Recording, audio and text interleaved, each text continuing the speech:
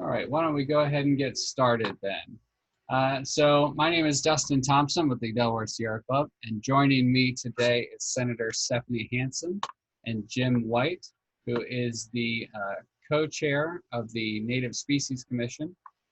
So why don't you guys give us a little bit of background about yourselves? Why don't we start with you, Stephanie? Oh, okay. I'm the state senator for the 10th district, the 10th Senate district, which is basically Middletown to the south. It's long and thin. Middletown, then part of Bear Glasgow, all the way up to just south of the Bob Carpenter Center in Newark. So it's kind of that long, thin area. I was elected in 2017. Prior to being elected, I was previously an environmental scientist for DNREC, environmental scientist and a hydrologist. This was back in the early 80s to 90s for DNREC. And then I went to law school and became an environmental lawyer, and I practiced environmental law for just about 20 years and retired at the end of this past April so that I could concentrate more fully on the work of being a senator and kind of dig into some of the more difficult, prickly issues. And one of them being what we're talking about today. So that's it. Oh, I live in Middletown with my husband, and we've got, I have 3 children, 2 stepchildren, and 4 grandchildren, all boys under the age of 6. It's a rocking and rolling time when we all get together. Yeah, I bet. Yeah, I was, Stephanie, I was out back when you were running, knocking on doors and talking about environmental stuff, of course. And it was just really impressive. You came in, you had a mission, you just went right to work. And sometimes legislators, I think particularly in the Senate, they take some time to kind of get their feet under them. And you came in, you had stuff, and you just roll with it. That was pretty awesome to see. Jim, you mind introducing yourself? Yeah, sure. I'm Jim White. I work at the Delaware Nature Society, where right now I'm a senior fellow for land and biodiversity management. I'm a biologist. I live in Hockessin, Delaware. I've worked in this area, for Delaware Nature Society for 37 years, so I've been around for a while. I'm native Delawarean, by the way. And I also have a family with 2 boys. And I'm the chair of the Delaware Native Species Commission. All right, and you yourself, I guess, then are a native species, native to Delaware. Exactly. And that's what we're going to be talking about today. That works out.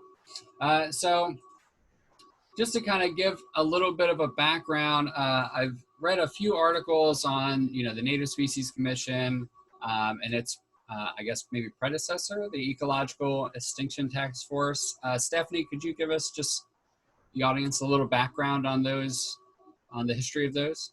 Sure. When I came into office, one of the first things that I did was I formed what was called the Ecological Extinction Task Force. And this was as a result of a presentation that I saw Professor Doug Tallamy do at DNREC years before. And so I don't know how many years before, maybe 5 years or so before. And what the presentation was about the precipitous decline in the native species in many different groups, birds, plants, animals in the state of Delaware. And I thought was really alarming to me. And I remember at the time going, I gotta be able to do something about this. And I think at the time I was either the chair or the vice chair of the environmental section of the bar. In any organization, you end up switching those 2 back and forth, being the same people all the time. So I had Dr. Tallamy come in and do his presentation in front of the environmental section and the real estate section of the bar so that I could start to educate the attorneys that were involved in land use and environment what was going on. I thought that I've got to be able to do more. And about that time, shortly after that, the election came up. I ran, I won, and so I formed this task force so that we could dig into that issue again. And I asked Dr. Tallamy if he could join me on the task force in looking into this. So the task force itself, and I see Ashley Kennedy's here with us, and I love Ashley. Ashley's one of my most favorite people. She was Doug Tallamy's right-hand person, and she's been very, very involved in the the Native Species Commission and the Ecological Extinction Task Force. So the task force itself was, it required legislation to put it together. It had 19 members. There were really three groups of people. There was the government group of people, which was DENREC and the Department of Ag, and the one member from each of the 4 caucuses in the State General Assembly, all 3 counties. And then there was a group of environmental organizations, and then there was a group of business organizations. So there was really kind of those 3 groups that were part of the Ecological Extinction Task Force. And what we did was we met over I guess about a 9-month period or so.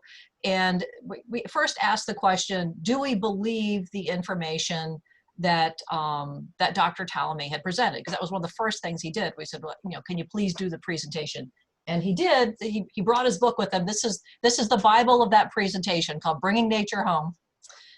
So he gave the presentation, and as a group, we discussed that, and we discussed if we saw those same sorts of things in our sphere that we were involved in. And then if we did, what should we do about it? So the task force itself decided, yes, we did believe what he had to say, and that we should look to put together some recommendations so that we can begin to turn the ship around, so that we weren't continuing to lose so many species, and could kind of bring our ecology back, our whole ecological web kind of back to where it needed to be. So the task force itself came up with 81 recommendations, and recognizing that that's an awful lot of work, and all we had was one little task force that was time limited, we said, well, the first thing we need to do is put together a group of smart and educated people to implement those recommendations. So that smart group of people was the next piece of legislation for 2018, the Delaware Native Species Commission. So that's why the Delaware Native Species Commission was formed, so that it could then turn and work on these 80 recommendations, which were, you know, they broke out into a number of different categories of things to do, and begin to work on those. So the Native Species Commission was set up very similarly to the Extinction Task Force, specifically because I didn't want to, I wanted to set it up in a series, like a 3, like a stool, so that you didn't have this side versus that side. You've got the environmental organizations, you've got the business organizations, and you've got government organizations in the center. And that's the way this is set up as well. So there are 19 members, 6 of each of those, 6 government, 6 environmental, 6 business, and then there is a botanist on there as well. And the botanist sort of stands alone. It can be either someone that's currently practicing botany, a retired botanist, doesn't have to be from one side or the other. I think it happens to be Matt Sarver, I believe, at this point in time. And so that's the history of the Delaware Native Species Commission and the Ecological Extinction Task Force, and how they work together. And so we're going to get all 81 things done next year, right? We are working on them. No, we're not going to get it all done next year, but we are definitely working on them. And at the end of every year, the end of, I think it's December 31st of every year, a document is put together, a report of the Delaware Native Species Commission is put together for the General Assembly. And you can get those. If you just Google Delaware Native Species Commission, it's under DENREC. You know, DENREC is the administrative agency that provides support for this. So you'll see it on the state's website. And you can see the final report from the Ecological Extinction Task Force. You can see the minutes and when the next meeting is for the Native Species Commission, and you can see the previous final reports as well. So you can get in there and mine all of that information also. Wonderful. So I would like to. So I attended the last Native Species Commission meeting, and one of the things that they talked about a little bit was kind of native, non-native, and invasive. So there's kind of like these 3 levels or 3 categories of plants. And so that was, I never really heard a lot of people talk about like that non-native category. So could you just kind of give us like a kind of a brief description, like what's the difference between those 3? Sure. It really comes down to the presence or absence of a historical evolutionary relationship. So you've got the plants that have been here for thousands, tens of thousands of years that have grown up with insects that work within their web, with the soil. That, you know, it's the historical evolutionary relationship. They've all evolved together. That's the native plants that have been here. Then you have non-natives. That's just the absence of that historical evolutionary relationship. They may have been here for 100-200 years or more. Many of them have been here since the 1700s and 1800s, but when you're talking about evolution, a couple hundred years is a very small period of time. And so they have not developed those relationships with the insects, with the other flora and fauna around them. They sort of stand alone. And a subcategory of non-native species are the invasive species. And those are the ones that are really particularly dangerous in our ecosystem, because they're the ones that outcompete the native species.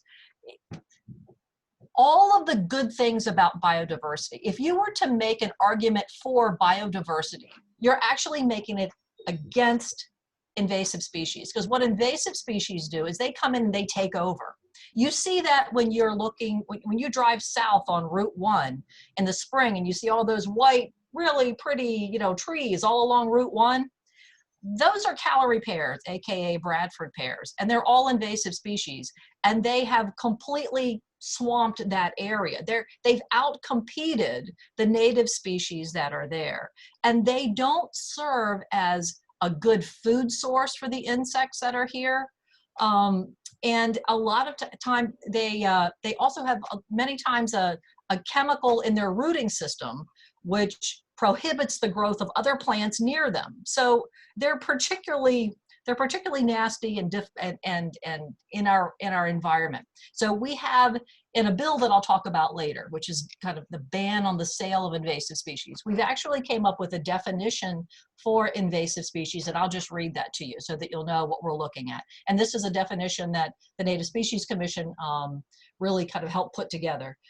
These invasive plants are any living part, cultivar, variety, species, or subspecies not native to Delaware, identified by the Secretary, meaning the Secretary of Ag, as having the potential to do all of the following. Number one, result in widespread dispersal and establishment.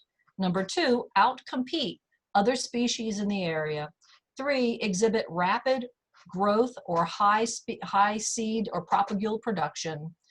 And D, become established in natural areas in the state. So that's the definition of an invasive species. A way to think about it, I have a presentation that I do when I go around to different groups, and I have three pictures. One picture is of a beautiful, healthy dinner that was served at the Hotel de Pont. It was actually the dinner that my daughter chose for her wedding. You know, you go there, you pick out your dinners for the wedding coming up, your rehearsal dinner.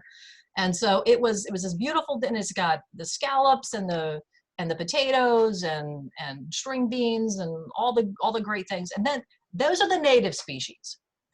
And then the middle picture is of all these candy bars. It's like you just dumped out what your kid brought home when they came home from Halloween. That's non-native species. There might be some food value there, but not a lot. And if all you have is non-native species, you're not a very healthy environment. And then the next picture represents invasive species, which is an empty refrigerator. You got nothing there. There's nothing there that is really going to be of help to the environment. So that's kind of the way to think of it, with invasive species being a subset of non-native species.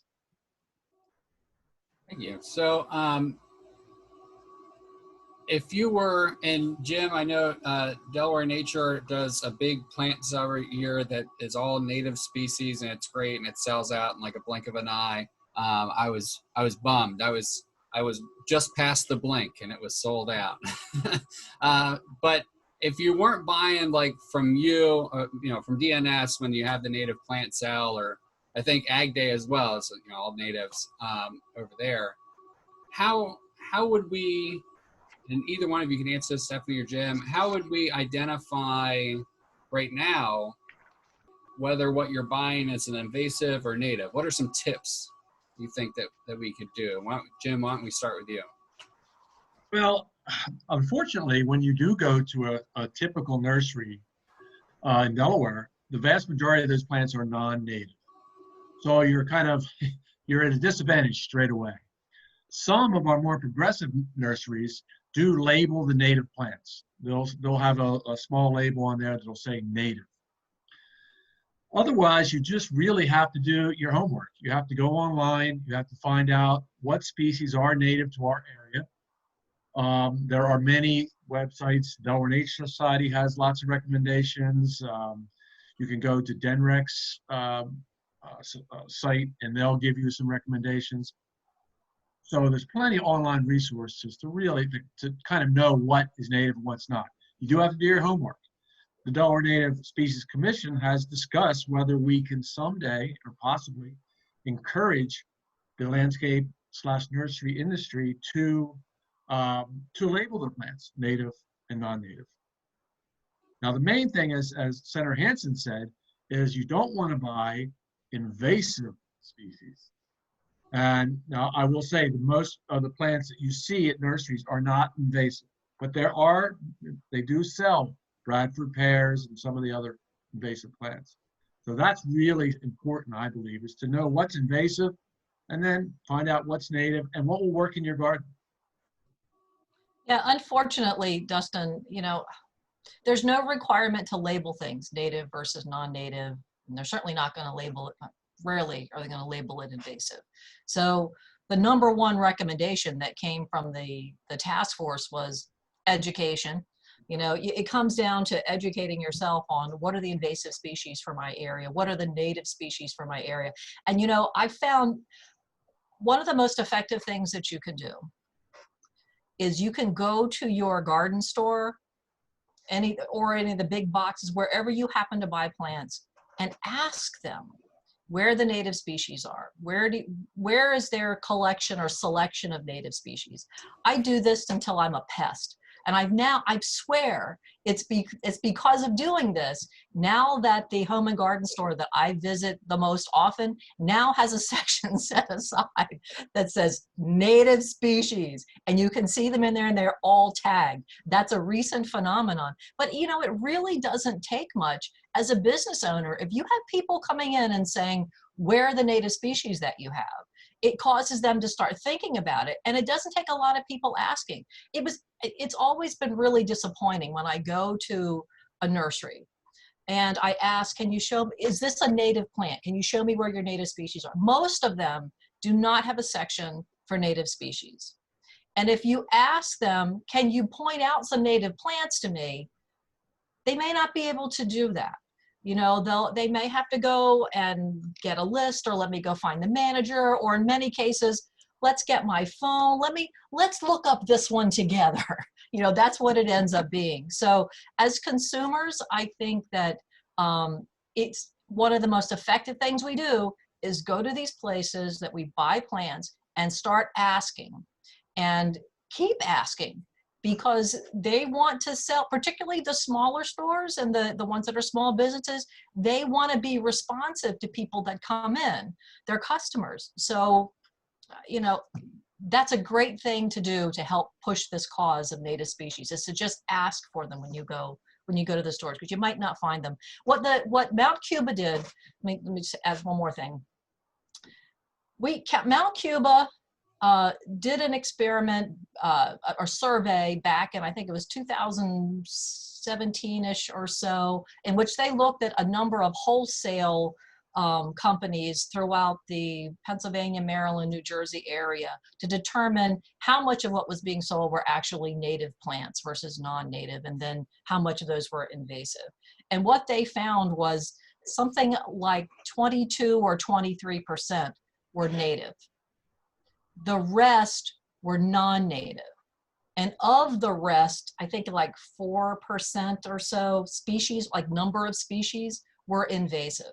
So as part of the task force, the Ecological Extinction Task Force that I put together, I had some interns that worked for the Senate. And I said, let's do the same experiment at the retail level.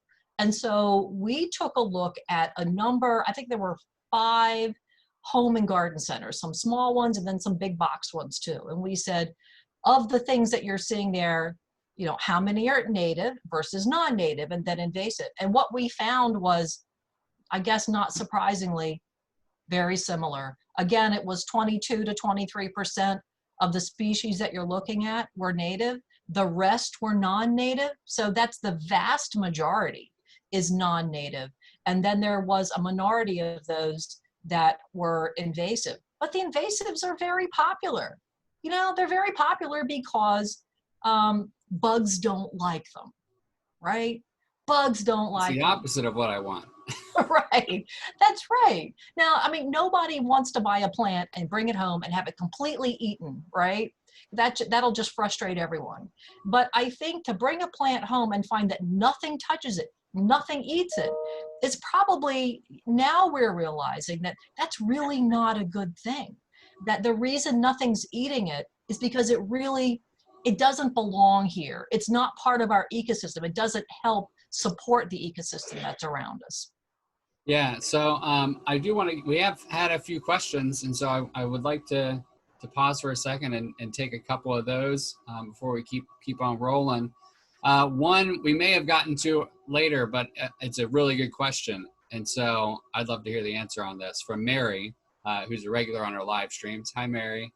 So her question was, what are we doing to update property code enforcement, I assume in Delaware?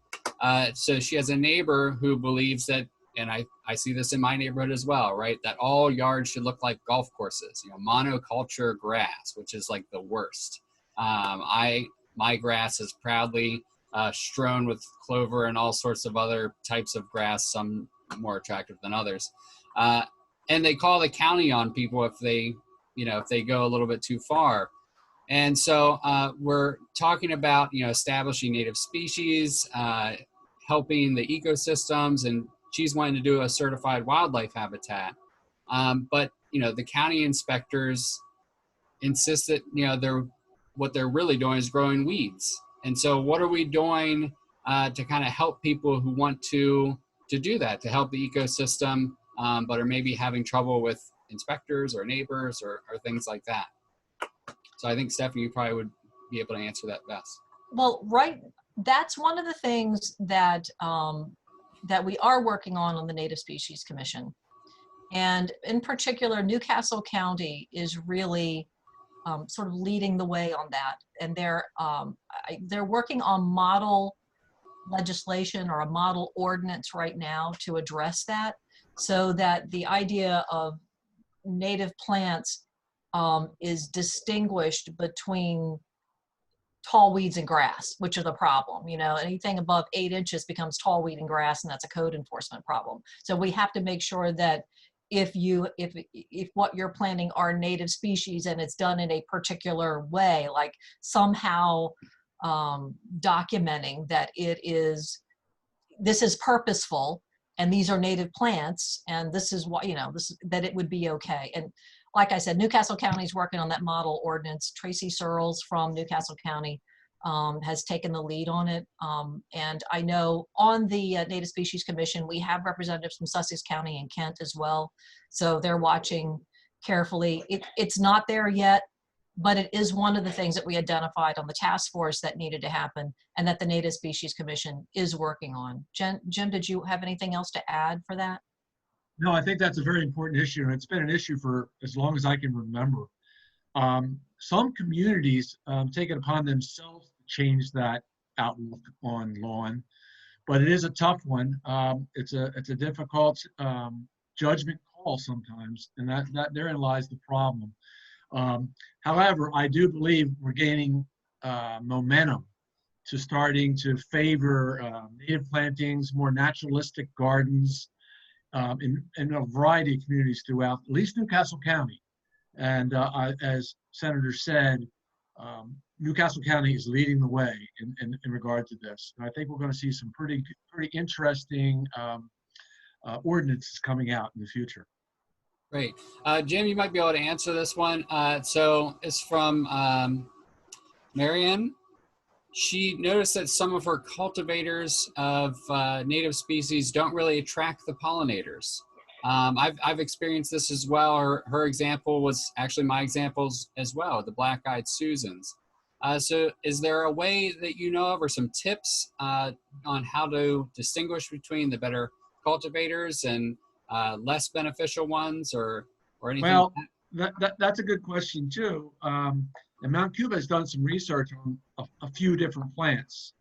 I always say the rule of thumb is get the native variety.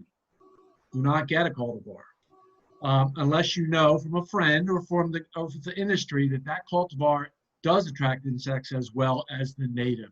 So if you're getting some cultivar that's growing very low, a compact version, try to do some homework and see if that particular version, um, attracts insects as well as the natural version. I only plant well, I shouldn't say only. I really stress planting the native straight. I call them straight species. Um, because they're going to work. But again, as gardeners, we all want different kinds of colors, and we have different textures and different heights. So again, I think it's a homework thing. You really have to do your homework. And I'm finding that even with the non-native, I call them bedding plants, little plants like lantana, things that just grow a season and die. A lot of the cultivars in those do not attract butterflies at all. It's interesting. yeah, You change the genes in one way, you never know what's going to affect in another way. So yeah. When I went to, I can't remember the name of the garden shop, but it's off of what is that? Folk Road, I believe it was up in North Wilmington. And when I was walking through, I went and a friend said, "You got to talk to this person. They know all the native species." So I went and I asked the person. She was there, and I said, "Where's the native species?" And she took me around this whole place, kind of pointing like this, and this would be good for this, and this. Yeah, these are all natives. And I bought the ones that were like covered in bees and butterflies and stuff that would fit the sun that I had at the house. And so this is it's the first year. So I'm being patient. I know, I live in the city. It's not like we're surrounded by tons of bees and pollinators and all that. I wish I could have, I wish I was like a beekeeper or something. I could coax them to come, but I'm being patient. But I know that when they were in that garden shop, these plants in particular were like covered in different pollinators, and I was like, all right, well, that's what I want. So that's what I ended up getting. So Jim, you're the chair of the Native Species Commission. So I'd love it if you could just kind of run us through some of the goals and what you're working on now and hoping to get done in the near future. Well, the bottom line for the commission is to implement those 81 suggestions from the task force. So we're looking at those and we're breaking those down into the commission. Commission's life is set right now 10 years. So we don't live forever. So we have to get a lot done in a short amount of time. So the bottom line for us is we want to reverse the trend of decline and extirpation of Delaware's flora and fauna. We want to reverse these downward trends that the senator was talking about and that Dr. Tallamy talks about. So we have some basic ways we're doing that, and these are generalities. And I don't want to get into too many specifics, but some of them include to ensure adequate and sustainable funding for conservation work. This is huge. So we need to fund our government agencies that are managing natural areas, state parks, U.S. Delaware Fish and Wildlife, DelDOT. We also have to have funding for NGOs and for just the regular citizen to be able to go out and economically create more biodiverse areas, whether it's in your yard or in our parks. Another thing we want to do is to incentivize private landowners. Much of the land that's out there now, the natural land, is not owned by the state or by the county. It's owned by private citizens. We're looking at ways to incentivize those citizens. In other words, how can we fund them to protect their land, to not develop it? We can't expect people just to give up all their land just for the sake of giving it up. We have to educate them and then figure out a way to compensate them. And as the senator was talking about, we are working to enact legislation that will protect high quality habitats. And that's very important. I mean, we really need to, if we really want to protect biodiversity in Delaware, we have to protect our natural areas. We have to increase them. These are where the bulk of our biodiversity lives. These are where the bulk of our threatened species live. So while we can do a lot of stuff, a lot of things in our own yard, in our own neighborhoods, we also have to protect these high quality habitats. And that's easier said than done in a state or an area where development is moving along very fast. Some other things we're trying to do, as a commission, we have some experts, a lot of experts actually. So we want to provide expertise and assistance to state, local lawmakers, policymakers, educators, and other stakeholders. And we're trying to figure out ways to do that kind of as we speak right now. And as the senator pointed out, our biggest maybe challenge is education. Educating the citizens of Delaware, the policymakers of Delaware, the NGOs of Delaware, that biodiversity is important. And if we don't do something very soon, very fast, and make a commitment, we're going to start losing biodiversity at a very fast clip. Even worse than it has been, I believe anyway. So it's kind of, we're talking about climate change, right? We hit this precipice where things really take off. So I have another question for you, and I think maybe this will blend into it. So my first question would be, is it sort of similar with loss of ecology, what you're alluding to here? And you used the $1 million word that I wanted to ask you about, extirpation. So when we were having a previous conversation, right, you kind of stressed the difference of, when we talk about this issue, the difference between extinction and extirpation. And so it was a really kind of fascinating conversation. I'd love for you to kind of highlight what are the differences between those two. And with extirpation, is there that kind of tipping point like you see in the models of climate change? Well, in generalities, extinction of a plant or animal would be that particular species no longer exists on Earth, or at least no longer in the wild on Earth. Sometimes there are species that are kept in zoos that are extinct in the wild. So extinction is gone forever sort of thing, unless you can bring it back from a captive population. Extirpation is the removal of a species from a particular area. In our case, we're concerned about Delaware, and to some extent, our whole peninsula, Delmarva Peninsula. So many of our species, and Senator Hansen pointed it out, are in serious decline on our peninsula or in our state. And these species are, their populations are getting very low. And many of these species have very specific habitat requirements. In other words, they may need a certain type of wetland, like a Delmarva Bay, which is a ephemeral pond. They may need a mature forest. So they're very close. All it would take is, the knocking out of maybe 20, 30 Delmarva Bays, and you might lose that species from Delmarva. It may just be gone. It might exist somewhere else. Maybe in the future it could be brought back, but I'll tell you, repatriating or bringing species back is very, very difficult. So the goal is to prevent extirpation, to increase populations as much as possible, especially those species that are very vulnerable. Well, I hope that's somewhat clear. Yeah. Both extinction and extirpation are both very important concepts, and something that we have to really, work hard at. Yeah. And so we're going to try to kind of talk a little bit more on the 30th for everybody that's watching. On the 30th, Lori, also from Delaware Nature Society, is going to come and kind of talk about how we can support ecology through native species. And so I hope everybody will come back and join us for that conversation as well.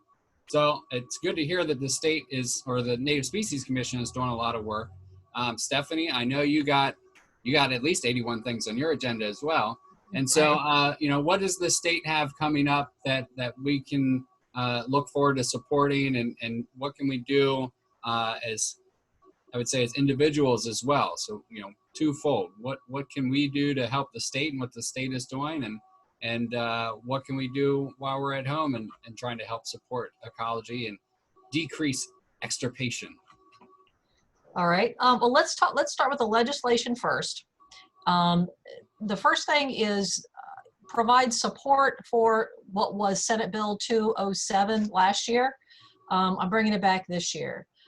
Senate Bill 207 is a ban on the sale of invasive species. So if you go to the General Assembly's website, just put in SB 207, you can bring it up and it'll tell you what species we're talking about. And those are species that went through the Native Species Commission, and we came up with that list. And it's a ban on the sale, transport, distribution, all of that of these species. It passed the Senate last year unanimously, I might add. But did not make it over into the House because it passed in January, and then COVID hit, and there was only a certain small amount of legislation we were able to get done, which was really frustrating and disappointing. So that's coming back exactly like it was last year. I'm bringing it back at the first thing, January. I'm going to get it through the Senate and try to get it through the House in January to be done with it early on. So support whatever 207 is going to be called this year. It won't be 207, it has to get renumbered. So, but you can go take a look at 207. The next is, I'm working on a bill in which Delaware will be regulating non-tidal wetlands. It previously was introduced, it was introduced at the end of last year to get the conversation started. It's very controversial. It was, if you want to take a look at it, it is Senate Bill 233. So basically, Delaware has always relied on the federal government and federal regulations when it comes to the protection, the governmental protection of non-tidal wetlands. So there were regulations at the federal level through EPA that were then enforced by the Army Corps of Engineers that were in place. The current federal government has rolled back those regulations, and they're no longer in place. They ended on June the 20th, just this past June the 20th, 2020. So what this bill does, it's really kind of a placeholder bill, because I know there needs to be, my sense is we need to do more than just what the federal government was doing. But this placeholder bill says that basically the state steps into the shoes of what the federal regulators were doing, and they're going to be regulating under those same rules. Now, I'd say it's a placeholder because that's the bare minimum, right? Everything's going to stay the same as it did before. It's just the state's going to be implementing it. Now, I know there were a lot of people, myself included, that were thinking those regulations probably didn't go far enough. So there's some work. Now, as you can expect, there are some people that think, nope, they went way too far. We didn't like them. We were very happy that the federal government was no longer regulating them. And so there is a lot of discussion that's going to need to happen, and will be happening shortly on the substance of that bill. But it's coming back. It's being redrafted. So take a look, Senate Bill 233. We're going to have that. That's the placeholder bill. And then something fun, since those are two heavy bills. Here we go. Brand new license plate. It says support pollinators, plant native species in Delaware. This was actually from DelDOT. The DelDOT environmental group, they have a number of pollinator beds. And so they wanted to do a native species plant. And so we worked with the DelDOT environmental group and the Native Species Commission and DNREC, and came up with a plate that actually has real honest to goodness depictions of native species for our area. And the way this works is you have to pass legislation if you want to create a new plate. So this is going to be a pollinator plate. We're calling it our pollinator plate legislation. It was on deck to be passed last year. It was Senate Bill 231. It's going to be coming back this year. Same exact language as last year. It'll be $50. The $50 goes to DelDOT and their pollinator group to support pollinator gardens. So that's the legislation. What can you do as an individual outside of supporting that legislation and letting your legislators know to support those legislative pieces is, number one, get educated about what you have in your own front yard. Because what you have in your own front yard, your own backyard, your side yard is incredibly important. And if you have, particularly if you have invasives, really consider removing them and planting natives. And if you have non-natives that are, you're just kind of like, think about picking those up as well. The more natives you can get in there, the better it's going to be for our system, our ecology. Then maybe look outside of your yard, and if you're in a development that has open space and a homeowners association, what's going on in that open space? You know, we have a number of homeowners associations that are switching over some of their open space to meadows. I can tell you, I run an HOA leaders forum, and I go a lot of the meetings, and I ran one of my own back in 80s and 90s, Frenchtown Woods.